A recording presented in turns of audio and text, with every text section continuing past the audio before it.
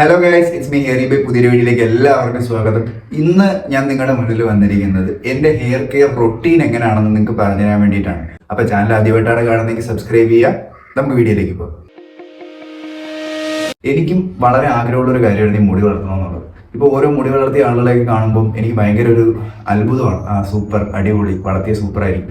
പക്ഷെ സത്യം പറഞ്ഞാൽ വളർത്തി തുടങ്ങിയപ്പോഴാണ് ഇതിൻ്റെ ഒരു ബുദ്ധിമുട്ട് എനിക്ക് മനസ്സിലായത്. കാണുന്ന പോലുള്ളൊരു ഭംഗിയല്ല, നല്ല ബുദ്ധിമുട്ടുണ്ട്. നമുക്ക് അത്രയും ആഗ്രഹിച്ച് നമുക്കൊരു സാധനം വേണമെന്നുണ്ടെങ്കിൽ ഉറപ്പായിട്ടും നമ്മൾ അതിനു വേണ്ടി സമയം കണ്ടെത്താനും കഷ്ടപ്പെടാനും തയ്യാറാവണമെന്നുള്ളതാണ്. ഇപ്പം നമുക്ക് മുടി വളർത്തുക എന്നുള്ളത്, നിങ്ങളിപ്പോൾ വളർത്തിയാലും ഇല്ലെങ്കിൽ മുടി വളർന്നോളും. പക്ഷെ നിങ്ങൾ ആഗ്രഹിക്കുന്ന പോലെ ഒരു ഭംഗിയിലും ഒരു രീതിയിലൊക്കെ മുടി വളരണമെന്നുണ്ടെങ്കിൽ നിങ്ങൾ അതിനനുസരിച്ച് അതിനെ കെയർ ചെയ്തേ പറ്റത്തുള്ളൂ. മുടി ഇപ്പോൾ ഞാനായാലും നിങ്ങളായാലും രോമ വളർച്ച ഉണ്ടെന്നുണ്ടെങ്കിൽ നിങ്ങൾ വളർത്തുകയും വേണ്ട, ശ്രദ്ധിക്കുകയും വേണ്ട, നോക്കുകയും വേണ്ട, അതങ്ങ് വളർന്നു പോയിക്കോളും. പക്ഷെ അത് എങ്ങനെയെങ്കിലും ആയിരിക്കും വളരുന്നത്. പക്ഷെ എനിക്ക് അങ്ങനല്ല വേണ്ടത്. ഞാൻ ആഗ്രഹിക്കുന്ന പോലെ, അത് ഇപ്പൊ കിടക്കുന്നില്ലേ, ഇത് ഞാൻ ആഗ്രഹിച്ച പോലെ എനിക്ക് ഈ ഒരു ടെക്സ്ചറിൽ, ഈ ഒരു രീതിയിൽ എനിക്ക് കിടക്കണം. അതിന് വേണ്ടിയിട്ട് ഞാൻ ഒരുപാട് കഷ്ടപ്പെട്ടിട്ടുണ്ട്. എൻ്റെ ഒരുപാട് സമയം ഞാൻ സ്പെൻഡ് ചെയ്തിട്ടുണ്ട്. അപ്പോൾ രാവിലെ ആയാലും വൈകിട്ടായാലും എൻ്റെ ഒരു റൊട്ടീൻ എങ്ങനെയാണെന്നുള്ളത് ഞാൻ നിങ്ങൾക്ക് പറഞ്ഞുതരാം. അപ്പോൾ എൻ്റെ മോർണിംഗ് റൊട്ടീൻ എന്താണെന്ന് ഞാൻ പറഞ്ഞുതരാം. ഞാൻ രാവിലെ ഉറക്കം എണീറ്റ് കഴിഞ്ഞാൽ നേരെ കണ്ണാടിയുടെ മുമ്പിൽ വരും. വന്നതിന് ശേഷം ഞാൻ അത് കൈ കൊണ്ട് ഈ മുടിയിലെ ഉടക്കൊക്കെ പതിയെ മാറ്റും. പതിയെ, സമാധാനം. കാരണം വലിച്ചു പിടിക്കരുത്, എല്ലാം കൂടെ പൊട്ടിപ്പോകും. മുടിയാണ്, പ്ലാസ്റ്റിക് അല്ലല്ലോ. അപ്പോൾ പതിയെ കൈ കൊണ്ട് ഈ ഉടക്ക് കാര്യങ്ങളൊക്കെ മാറ്റും. മാറ്റിയതിന് ശേഷം ഞാൻ ഓയിൽ അപ്ലൈ ചെയ്യും, ഹെയറിലും സ്കാൽപ്പിലും ഒക്കെ ആയിട്ട്. ഓയിൽ എന്ന് പറയുമ്പോൾ ഞാൻ വീട്ടിൽ പ്രിപ്പയർ ചെയ്ത ഓയിലാണ്, കാച്ചി എണ്ണയാണ് ഞാൻ ഉപയോഗിക്കുന്നത്. ആ ഓയിൽ അപ്ലൈ ചെയ്ത് സ്കാൽപ്പിലും ഹെയറിലും ഒക്കെ നന്നായിട്ട് അപ്ലൈ ചെയ്യും. അതിന് ശേഷമാണ് ഇമ്പോർട്ടൻ്റ് ആയിട്ടുള്ളൊരു കാര്യം നിങ്ങൾ ശ്രദ്ധിക്കേണ്ടത്. സ്കാൽപ്പ് മസാജർ യൂസ് ചെയ്ത് ഞാനൊരു 10-15 മിനിറ്റ് മസാജ് ചെയ്യും. സ്കാൽപ്പ് മസാജർ യൂസ് ചെയ്ത് ഡെയിലി മസാജ് ചെയ്യുന്നത് ഹെഡിനും സ്കാൽപ്പിനും നിങ്ങളുടെ ഹെയറിൻ്റെ ഗ്രോത്തിനൊക്കെ ഒരുപാട് നല്ലതാണ്. ഞാൻ ഓൾറെഡി എൻ്റെ മുന്നേ ഉള്ള പല വീഡിയോസിലും ഞാൻ പറയുന്നുണ്ട്, നിങ്ങളുടെ ഹെയർ ഗ്രോത്തിനെ ഹെൽപ്പ് ചെയ്യുന്ന ഏറ്റവും വലിയൊരു സംഭവമാണ് ബ്ലഡ് സർക്കുലേഷൻ എന്ന് പറയുന്നത്. സർക്കുലേഷൻ കൂട്ടാൻ വേണ്ടിയിട്ട് ഏറ്റവും നല്ലൊരു മാർഗ്ഗമാണ് സ്കാൽപ്പ് മസാജ് എന്ന് പറയുന്നത്. അപ്പോൾ അങ്ങനെ ഞാൻ സ്കാൽപ്പ് മസാജർ ഇട്ട് ഞാൻ മസാജ് ചെയ്യും. അതിന് ശേഷമാണ് നിങ്ങൾ ശ്രദ്ധിക്കേണ്ടത്, ഞാൻ തല കോതുന്നത് എങ്ങനെയാണെന്നുള്ളത്, എൻ്റെ മുടി കോതുന്നത് എങ്ങനെയാണെന്നുള്ളതാണ് നിങ്ങൾ ശ്രദ്ധിക്കേണ്ടത്. നിങ്ങളെല്ലാവരും കോമ്പ് യൂസ് ചെയ്യും. ഏത് കോമ്പാണ് യൂസ് ചെയ്യുന്നത്? പ്ലാസ്റ്റിക് കോംബ്സ് ആയിരിക്കും. മേ ബി ഒന്നെങ്കിലും മറ്റേ 5 രൂപയുടെ മറ്റേ ചീപ്പ് ഉണ്ടല്ലോ, നമ്മുടെ നോർമലി നമ്മൾ പുറത്തൊക്കെ പോകുമ്പോൾ ഉപയോഗിക്കുന്ന അതല്ലാന്നുണ്ടെങ്കിൽ പ്ലാസ്റ്റിക്കിൻ്റെ നീളമുള്ള കോമ്പ്, ഇതൊക്കെ ആയിരിക്കും നിങ്ങൾ യൂസ് ചെയ്യുന്നത്. നിങ്ങൾ ചെയ്യുന്ന ഏറ്റവും വലിയ മിസ്റ്റേക്ക് അവിടെയാണ്. എനിക്ക് അറിയാതിരുന്നൊരു കാലത്തും ഞാനത് ചെയ്തിട്ടുണ്ട്. പിന്നീടാണ് ഞാൻ അതിൻ്റെ ഒരു ദോഷങ്ങൾ മനസ്സിലാക്കുന്നത്. ഞാൻ പിന്നെ അതിൻ്റെ കാര്യങ്ങൾ മനസ്സിലാക്കിയിട്ട് ഞാൻ അവിടെ നിന്ന് മാറുന്നതുമൊക്കെ. നിങ്ങൾക്ക് യൂസ് ചെയ്യാൻ പറ്റുന്ന ഏറ്റവും ബെസ്റ്റ് കോമ്പ് എന്ന് പറഞ്ഞാൽ വുഡൻ കോംബ്സ് ആണ്. നിങ്ങൾ ഇന്ന് തന്നെ നിങ്ങൾ അതിലേക്ക് മാറുക. കാരണം പ്ലാസ്റ്റിക് കോമ്പ് യൂസ് ചെയ്യുന്നത് നല്ലതല്ല. പ്ലാസ്റ്റിക് കോമ്പ് യൂസ് ചെയ്യുമ്പോൾ നിങ്ങൾ ശ്രദ്ധിച്ച് നോക്കിയാൽ നിങ്ങൾക്ക് അറിയാൻ പറ്റും. മറ്റേ ഫോർ എക്സാമ്പിൾ നിങ്ങൾ ആ 5 രൂപയുടെ ചീപ്പില്ല, ഞാൻ നേരത്തെ പറഞ്ഞു, നമ്മൾ പുറത്തു പോകുന്നു, കുറേ നാൾ നിങ്ങളത് ഉപയോഗിച്ച് നോക്കുമ്പോൾ നിങ്ങൾക്ക് അറിയാൻ പറ്റും അതിൻ്റെ പല്ലുകളൊക്കെ തേഞ്ഞിട്ടുണ്ടാവും. അതിൻ്റെ പല്ലുകളൊക്കെ തേഞ്ഞിട്ട് കുറേയൊക്കെ പോയിട്ടുണ്ടാവും. ഇതെവിടെയാണ് പോകുന്നത്? നിങ്ങളുടെ സ്കാൽപ്പിൽ നിങ്ങൾ റബ്ബ് ചെയ്യുന്ന സമയത്താണ് ആ പല്ലുകൾ തേഞ്ഞ് പോകുന്നത്. നിങ്ങളുടെ സ്കാൽപ്പിൽ ഉരഞ്ഞുരഞ്ഞാണ് ആ പ്ലാസ്റ്റിക് തീർന്നുകൊണ്ടിരിക്കുന്നത്. അത് പലപ്പോഴും പലരും മനസ്സിലാക്കാറുണ്ട്. അപ്പോൾ അതുകൊണ്ട് നിങ്ങൾക്ക് യൂസ് ചെയ്യാൻ പറ്റുന്ന ഏറ്റവും ബെസ്റ്റ് കോമ്പ് എന്ന് പറയുന്നത് വുഡൻ കോംബ്സ് തന്നെയാണ്. ഞാൻ എൻ്റെ കയ്യിലിരിക്കുന്ന ഈ ഒരു കോമ്പ് എന്ന് പറഞ്ഞു കഴിഞ്ഞാൽ നീം വുഡാണ്, അതായത് വേപ്പ് മരമില്ലേ, വേപ്പ് മരത്തിൻ്റെ തടി കൊണ്ടുണ്ടാക്കിയ കോമ്പാണ്. ഇത് ഉപയോഗിക്കുന്നത് എന്തുകൊണ്ടും നല്ലതാണ്. 0% ഡാമേജ് ആണ്. നമുക്ക് അങ്ങനെ ഹെയറിന് അത്ര പെട്ടെന്ന് ഇത് ഡാമേജ് ഉണ്ടാക്കാറില്ല. മാത്രമല്ല മറ്റേതാണെന്നുണ്ടെങ്കിൽ നിങ്ങൾ ശ്രദ്ധിച്ച് നോക്കിയാൽ മതി, മറ്റേതായിട്ട് കോതി കഴിഞ്ഞാൽ നിങ്ങൾക്ക് ഒരു 80% 90% ഡാമേജ് വരും നിങ്ങൾക്ക് ഹെയറിന്, നിങ്ങൾ പോലും അറിയാം. അപ്പം അതിനേക്കാൾ എന്തുകൊണ്ട് ബെറ്റർ ആയിട്ടുള്ളൊരു സംഭവം വുഡൻ കോംബ്സ് യൂസ് ചെയ്യുന്നത് തന്നെയാണ്. അതുകൊണ്ട് പ്ലാസ്റ്റിക് കോംബ്സ് യൂസ് ചെയ്യുന്നവരാണെന്നുണ്ടെങ്കിൽ നിങ്ങൾ വുഡൻ കോംബ്സിലേക്ക് മാറുക. ഓൺലൈനിലൊക്കെ മേടിക്കാൻ കിട്ടും, ഓൺലൈനിൽ മേടിക്കാൻ കിട്ടും, ഷോപ്സിലൊക്കെ മേടിക്കാൻ കിട്ടും. നിങ്ങൾ പറ്റുമെന്നുണ്ടെങ്കിൽ ഇതിലേക്ക് മാറുക. ഇതൊരു ബെസ്റ്റ് ഓപ്ഷനാണ്. ഇനി പുറത്ത് പോകുമ്പോൾ എങ്ങനെ നമുക്ക് നമ്മുടെ ഹെയർ കെയർ ചെയ്യാന്നുള്ളതാണ് നമ്മൾ നോക്കാൻ പോകുന്നത്. ഒരു 90% ആളുകളും ബസ്സിലും ബൈക്കിലും ഒക്കെ ട്രാവൽ ചെയ്യുന്ന ആളുകളായിരിക്കും. ഫോർ എക്സാമ്പിൾ ബൈക്കിൽ ട്രാവൽ ചെയ്യുന്ന ആളുകളുടെ കാര്യം പറയാന്നുണ്ടെങ്കിൽ അവർ ഉറപ്പായിട്ട് ഹെൽമെറ്റ് യൂസ് ചെയ്യും. ഹെൽമെറ്റ് യൂസ് ചെയ്യുമ്പോൾ ഒരുപാട് കാര്യങ്ങൾ ശ്രദ്ധിക്കണം. അതിൽ ഒന്നാമത്, നിങ്ങൾ ഹെൽമെറ്റ് യൂസ് ചെയ്യുമ്പോൾ മസ്റ്റായിട്ട് നിങ്ങൾ സ്കാർഫ് യൂസ് ചെയ്യുക. സ്കാർഫ് യൂസ് ചെയ്തതിന് ശേഷം മാത്രം, അത് സ്കാർഫില്ലേ നമ്മുടെ ഹെഡും നമ്മുടെ ഫേസും കവർ ആവുന്ന, ഫേസ് കുഴപ്പമില്ല, ഹെഡ് കംപ്ലീറ്റ് ആയിട്ട് നമ്മുടെ ഹെയറും സ്കാൽപ്പും ഫുള്ള് കവർ ആവുന്ന രീതിയിലുള്ള സ്കാർഫുകൾ യൂസ് ചെയ്യുക. അതിനുശേഷം മാത്രം നിങ്ങൾ ഹെൽമെറ്റ് ധരിക്കുക. അതിലൊരു പ്രധാന കാര്യം എന്താണെന്ന് വെച്ചാൽ, ഇപ്പോൾ പയ്യന്മാരുടെ കേസിൽ പറയാന്നുണ്ടെങ്കിൽ ഹെൽമെറ്റ് എന്ന് പറയുമ്പോൾ പയ്യന്മാർക്ക് 10 ബൈക്കും കാണും, എല്ലാവർക്കും കൂടെ ഒറ്റ ഹെൽമെറ്റും കാണും. നിങ്ങൾ മാറി മാറിയായിരിക്കും ഉപയോഗിക്കുന്നത്. അപ്പം നിങ്ങൾ തലയിൽ വെക്കുന്ന ഒരു സാധനം മറ്റൊരാൾക്ക് കൊടുക്കുക, മറ്റൊരാളുടെ തലയിൽ വെക്കുന്ന സാധനം നിങ്ങളുടെ തലയിൽ വെക്കുക.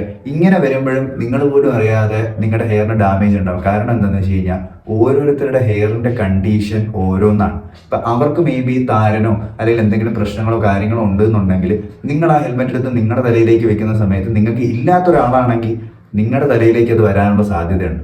അപ്പം അത് പ്രധാനമായിട്ടും ശ്രദ്ധിക്കുക. ഹെൽമെറ്റ് കൊടുക്കുന്നതിൽ തെറ്റൊന്നുമില്ല, ഹെൽമെറ്റ് കൊടുക്കാം. പക്ഷെ നിങ്ങൾ എപ്പോഴും ഹെൽമെറ്റ് വെക്കുമ്പോൾ സ്കാർഫോ അല്ലെങ്കിൽ അങ്ങനെ എന്തെങ്കിലും കവേർഡായിട്ടുള്ള ക്യാപ്പോ എന്തെങ്കിലും വെച്ചതിന് ശേഷം മാത്രം നിങ്ങൾ ഹെൽമെറ്റ് വയ്ക്കുക.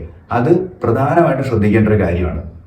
ഇനി രണ്ടാമത്തെ ഒരു കാര്യം എന്താണെന്ന് വെച്ച് കഴിഞ്ഞാൽ ഹെൽമെറ്റ് വെക്കുമ്പോഴും ഒരിക്കലും ഒരുപാട് നേരത്തേക്ക് നിങ്ങൾ ഈ ഹെൽമെറ്റ് ഒന്നും വെക്കരുത്. കാര്യം എന്താണെന്ന് വെച്ച് കഴിഞ്ഞാൽ ഒരുപാട് നേരം നമ്മൾ ഹെൽമെറ്റ് നമ്മുടെ തലയിൽ വെക്കുമ്പോൾ, ഇപ്പോൾ ലോങ് റൈഡൊക്കെ പോകുന്ന ആളുകളാണെന്ന് വിചാരിക്കുക, നമ്മൾ മണിക്കൂറുകളോളം നമ്മുടെ തലയിൽ ഹെൽമെറ്റ് വെച്ച് കഴിഞ്ഞാൽ നമ്മുടെ ഹെയറിലോട്ടും നമ്മുടെ സ്കാൽപ്പിലോട്ടും ഒന്നും എയർ സർക്കുലേഷൻ നടക്കത്തില്ല.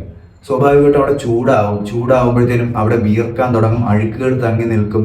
പിന്നെ അത് സ്വാഭാവികമായിട്ടും ഹെയർ ലോസിലേക്ക് കൊണ്ടെത്തിക്കും. അപ്പോൾ ഇപ്പോൾ ലോങ് റൈഡൊക്കെ പോകുന്നവരാണെങ്കിൽ ബൈക്കിൽ ഒരുപാട് ദൂരം സഞ്ചരിക്കുന്ന ആളുകളൊക്കെ ആണെന്നുണ്ടെങ്കിൽ ഇടയ്ക്കിടയ്ക്ക് നിങ്ങളൊന്ന് റിലാക്സ് ചെയ്യുക, ഹെൽമെറ്റൊക്കെ ഊരി സ്കാർഫൊക്കെ മാറ്റി ഒന്ന് എയർ കയറാനുള്ള ഒരു സാഹചര്യം നിങ്ങൾ ഉണ്ടാക്കി കൊടുക്കുക. ഇല്ലാന്നുണ്ടെങ്കിൽ അത് ഹെയർ ലോസിലേക്ക് പോകാൻ ടെൻഡൻസി ഉണ്ട്. ഇതാണ് മെയിനായിട്ട് ബൈക്കിൽ പോകുന്നവർ ശ്രദ്ധിക്കേണ്ട കുറച്ച് കാര്യങ്ങൾ. പുറത്തു പോകുന്ന സമയത്ത് ഞാനും ഈ സെയിം മെത്തേഡാണ് ഞാനും ഫോളോ അപ്പ് ചെയ്യുന്നത്. ഹെൽമെറ്റ് വെക്കുന്നുണ്ടെങ്കിൽ സ്കാർഫും കാര്യങ്ങളൊക്കെ വെക്കും. ഒരുപാട് ദൂരം പോകുന്നുണ്ടെങ്കിൽ ഞാൻ ഹെൽമെറ്റും സ്കാർഫും ഒക്കെ ഊരി ഒന്ന് റിലാക്സ് ചെയ്യും. അതുപോലെ നിങ്ങൾ ശ്രദ്ധിക്കേണ്ട ഒരു കാര്യമാണ് ക്യാപ്പ്. നമ്മൾ നോർമലി നമ്മുടെ ഹെഡിൽ വെക്കത്തില്ലേ ക്യാപ്പ്, ഈ ക്യാപ്പ് നിങ്ങൾ കണ്ടിന്യൂസ് ആയിട്ട് ഉപയോഗിക്കുകയാണെന്നുണ്ടെങ്കിൽ അത് നിങ്ങളുടെ ഹെയർ ലോസിനൊരു കാരണമാകും. ഞാൻ ക്യാപ്പ് യൂസ് ചെയ്യാറില്ല. വളരെ റെയർ ആയിട്ട് എന്തെങ്കിലും ഒരു സിറ്റുവേഷനിൽ ഞാൻ ക്യാപ്പ് യൂസ് ചെയ്താലേ ഉള്ളൂ. അല്ലാതെ ഞാൻ കണ്ടിന്യൂസ് ആയിട്ട് ക്യാപ്പ് വെച്ചുകൊണ്ടിരിക്കുന്ന ഒരാളല്ല. ഞാൻ നേരത്തെ നിങ്ങളോട് പറഞ്ഞ പോലെ ഹെൽമെറ്റ് വെക്കുമ്പോൾ ഞാൻ കുറച്ച് കാര്യങ്ങൾ പറഞ്ഞായിരുന്നു. ആ സെയിം കാര്യം തന്നെയാണ് ഇവിടെ. നമ്മുടെ തലയിൽ നമ്മൾ ക്യാപ്പ് വെച്ചുകൊണ്ട് നടക്കുന്ന സമയത്ത് എയർ സർക്കുലേഷൻ ഉണ്ടാവാറില്ല. സ്വാഭാവികമായിട്ടും അവിടെ വിയർക്കുന്ന സമയത്ത് അഴുക്ക് വരും, അഴുക്ക് തങ്ങി നിൽക്കും, പിന്നെ ഹെയർ ലോസ് ഉണ്ടാവും. ഇതൊക്കെ തന്നെയാണ് സംഭവിക്കുന്നത്. ക്യാപ്പ് വെക്കുന്നതുകൊണ്ട് കുഴപ്പമില്ല, ക്യാപ്പ് വെക്കാം. പക്ഷെ എന്നാലും കുറച്ചൊക്കെ നമ്മളൊരു ടൈം കൊടുക്കണം, ഒരു ഫ്രീ ആക്കണം നമ്മുടെ ഹെഡും സ്കാൽപ്പും ഒക്കെ. എയർ കയറാനുള്ള ഒരു ടൈം നമ്മൾ കൊടുക്കണം. 24 മണിക്കൂറും ക്യാപ്പ് വെച്ചുകൊണ്ട് നടക്കരുത്. ഇടയ്ക്ക് കുറച്ച് സമയം വെക്കുന്നുണ്ടോ ഒന്നും കുഴപ്പമില്ല, ഇടയ്ക്കിടയ്ക്ക് നമ്മൾ ദൂരം വേണം. പിന്നെ നിങ്ങൾ ശ്രദ്ധിക്കേണ്ട ഒരു കാര്യം എന്താണെന്ന് വെച്ചാൽ നിങ്ങളുടെ ഹെയർ എപ്പോഴും ഡ്രൈ ആയിട്ട് കീപ്പ് ചെയ്യാതിരിക്കുക. എപ്പോഴും ഒരു എണ്ണമയം നിങ്ങളുടെ ഹെയറിൽ, നിങ്ങളുടെ സ്കാൽപ്പിലൊക്കെ നിങ്ങൾ മെയിൻറ്റെയിൻ ചെയ്യുക. പല ആൾക്കാർക്കും അതൊരു ഇറിറ്റേഷൻ ആണ്. അതായത് ചിലർക്കെന്ന് പറഞ്ഞാൽ ഈ വെയിലത്തൊക്കെ ഇറങ്ങുമ്പോഴത്തേനും മുഖത്തൊക്കെ എണ്ണ ഒലിച്ചിറങ്ങിയിട്ട് നിങ്ങൾ വാരി പൊത്തണ്ട. ഒരു മയത്തിന് കുറച്ചൊക്കെ ഹെയറിന് സ്കാൽപ്പിൽ നിങ്ങൾ അപ്ലൈ ചെയ്തിടുന്നത് നല്ലതാണ്. കാരണം നിങ്ങളുടെ ഹെയർ ഡ്രൈ ആയിട്ടിരിക്കുന്ന സമയത്ത് നിങ്ങൾ കൈ കയറ്റി നിങ്ങളുടെ മുടിയിൽ പിടിക്കുകയാണെന്നുണ്ടെങ്കിൽ സ്വാഭാവികമായിട്ട് അത് പൊട്ടിപ്പോകും. അങ്ങനെയാണ് ബ്രേക്കേജ് സംഭവിക്കുന്നത്. അവിടെ പിന്നെ മുടിയെ കുറ്റം പറഞ്ഞിട്ട് കാര്യമില്ല. കാരണം മുടിക്കൊരു ടെക്സ്ചർ ഉണ്ട്, നമുക്ക് അത് മെയിൻറ്റെയിൻ ചെയ്യാൻ വേണ്ടി ഒരു ടെക്സ്ചർ നമ്മളെപ്പോഴും കീപ്പ് ചെയ്യണം. അതില്ലാതെ വരുമ്പോഴത്തേനും സ്വാഭാവികമായിട്ട് ബ്രേക്കേജ് സംഭവിക്കും. അതുകൊണ്ട് ഞാൻ നിങ്ങളോട് പറയുന്നത് ഒരുവിധം ഓയിലി ആയിട്ട് നിങ്ങളുടെ ഹെയർ മെയിൻറ്റെയിൻ ചെയ്യുക. ഇപ്പം ഞാൻ ഈ കൈ കയറ്റുന്ന സമയത്ത് എനിക്കത് ഹെയറിൽ കുഴപ്പമില്ലാത്ത എന്തുകൊണ്ടാന്ന് വെച്ച് കഴിഞ്ഞാൽ ഞാനൊരു ടെക്സ്ചർ മെയിൻറ്റെയിൻ ചെയ്യുന്നുണ്ട് എൻ്റെ ഹെയറിൽ. അതല്ലാന്നുണ്ടെങ്കിൽ എനിക്ക് കൈ കയറ്റാൻ പറ്റത്തില്ല. കൈ കയറ്റാതെ വരുമ്പോഴത്തേനും സ്വാഭാവികമായിട്ട് ഇങ്ങനെ പിടിക്കുമ്പോഴത്തേനും താഴോട്ടി ഒന്നുകൂടെ പിടിച്ചു കഴിഞ്ഞാൽ മുടി പൊട്ടിപ്പോകും.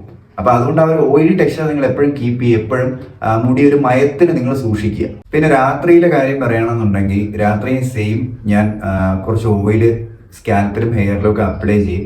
ഒരുപാടൊന്നുമില്ല, കുറച്ച് അപ്ലൈ ചെയ്യും. അപ്ലൈ ചെയ്തതിന് ശേഷം സ്കാൽപ്പ് മസാജർ യൂസ് ചെയ്ത് ഞാൻ മസാജ് ചെയ്യും. അതായത് കിടക്കുന്നതിന് 1 മണിക്കൂർ മുന്നേ പരിപാടി തുടങ്ങും. ഞാൻ സ്കാൽപ്പ് മസാജർ യൂസ് ചെയ്തൊന്ന് മസാജ് ചെയ്ത് ഞാൻ നേരത്തെ പറഞ്ഞ വുഡൻ കോമ്പുണ്ട്, ആ കോമ്പ് വെച്ചിട്ട് കോതി എല്ലാം സെറ്റ് ചെയ്ത് മുകളിൽ കെട്ടി വെച്ചിട്ടാണ് ഞാൻ കിടന്നുറങ്ങുന്നത്. കാരണം ലോങ് ഹെയർ ഉള്ളവർ പ്രത്യേകം ശ്രദ്ധിക്കുക. നിങ്ങൾ കിടന്നുറങ്ങുന്ന സമയത്ത് നിങ്ങളുടെ മുടി ഇതേപോലെ ഇട്ടിട്ട് നിങ്ങൾ കിടന്നുറങ്ങിക്കഴിഞ്ഞാൽ നിങ്ങൾ തിരിയും അറിയുകയൊക്കെ ചെയ്യുന്ന സമയത്തുണ്ടല്ലോ നിങ്ങളുടെ ഹെയർ നിങ്ങൾ പോലും അറിയാതെ അവിടെ ഇവിടെയൊക്കെ പിടിച്ചിട്ട് പൊട്ടിപ്പോകും, നിങ്ങൾ അറിയത്തില്ല. അപ്പോൾ അതുകൊണ്ട് എല്ലാം കൂടെ എടുത്ത് പ്രോപ്പറായിട്ട് മുകളിൽ കെട്ടി വെച്ചിട്ട് കിടന്നു കഴിഞ്ഞാൽ ഒരു പ്രശ്നവുമില്ല.